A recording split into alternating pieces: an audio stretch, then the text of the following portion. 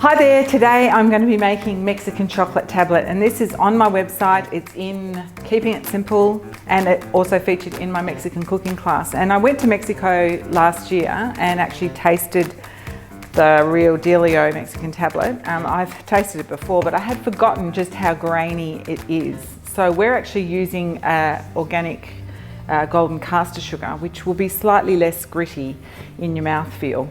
We're also not using cinnamon today, which is in the recipe, but I'm using doTERRA peppermint oil because I feel like choc mint.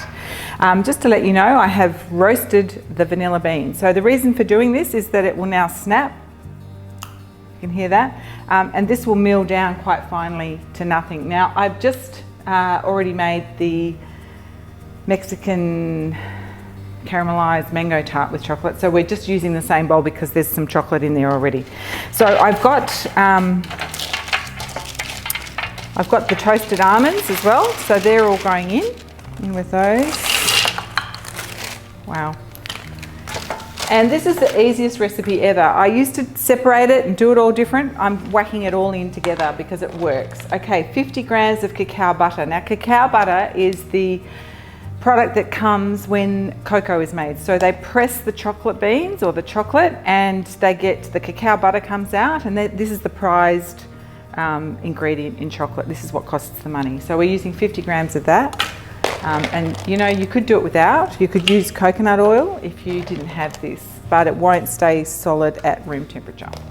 So we've got that going in. I've got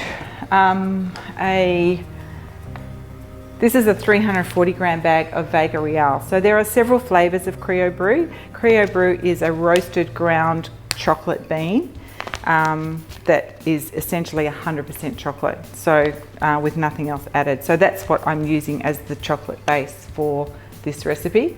So we're going to add 250 grams of that. Ooh, a bit more. And as I mill, that will blend down and the fat will come out of that chocolate as well. And the good thing about Criollo Bru is that there's no sugar added and there's no milk solids added. So you are literally making your own chocolate from the Real Dealio without any of the additives or preservatives, and you can control how much sugar you have in it. So we're actually going to go hard on the sugar, 200 grams.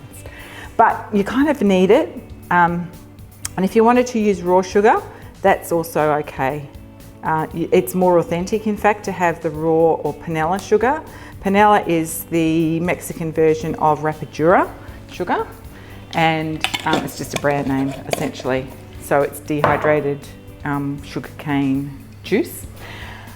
Is that everything? Pinch of pink salt and our peppermint oil. So I'm just putting in a few drops because I like to, so I'm going to count it. I'm going to go 1, 2, 3, 4, 5, 6, 7, 8, 9, 10, 11, 12. Something like that. Okay, so now we're going to blend it for 1 minute at speed 8, probably scrape it down and go again. So this could have almost been an overhead recipe, I think. But it's kind of fun to see what goes into that bowl and what comes out. It's quite remarkable. So up to speed 8. We'll be right back. Okay, so this is what we have after a minute. You can see it's still quite solid, but it has started to break down and become more liquefied. So I'm just going to scrape it down, and we're going to go a little bit longer, probably another 30 seconds, and get it to be quite liquid. On speed 8. Okay, let's see what we have now. We should have sort of a slurry. It will look a little bit like mud. Yes. So I have a mold here, and this is actually a little mini loaf pan that's silicone, but it has solid sides. So these are available at Kitchen Warehouse as well as Kitchen Warehouse online.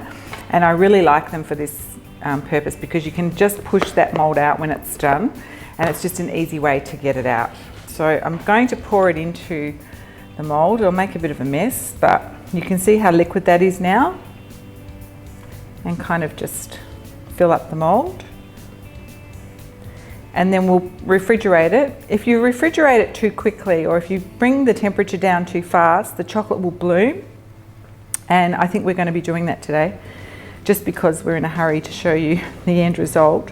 But you should actually let it come to, you know, solid, kind of a little bit slower, because if you do it too fast, if you bring the temperature down too quickly, you get that white bloom on the outside of your chocolate. But it's not a train wreck, it's just not as pretty as it could be. So just spread that in, make sure you get it all off the bits that count. And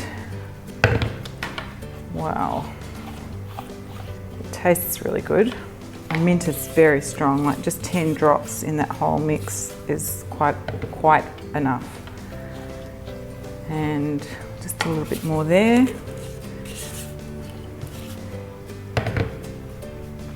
So you could leave the nuts out if you were trying to do this for kids who are nut free. You could actually make any kind of flavour you want.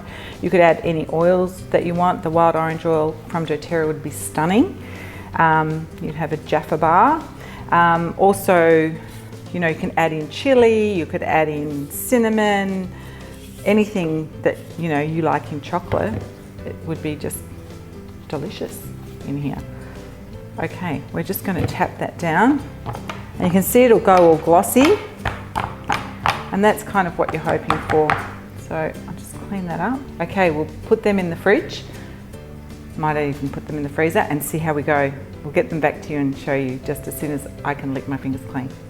So here we are, we have set the Mexican chocolate tablet, pulled it out of the molds, and I just want to cut one for you to see the centre. These could stand to be a little bit longer, but you can see in the middle there, they're kind of gritty and grainy, and that's the nuts and the seeds, or the nuts or the seeds, and the sugar as well. So it's quite a different chocolate experience. And this is dairy free, so up to you whether it's sugar free. You could use a sugar replacement if you really wanted to go that way as well.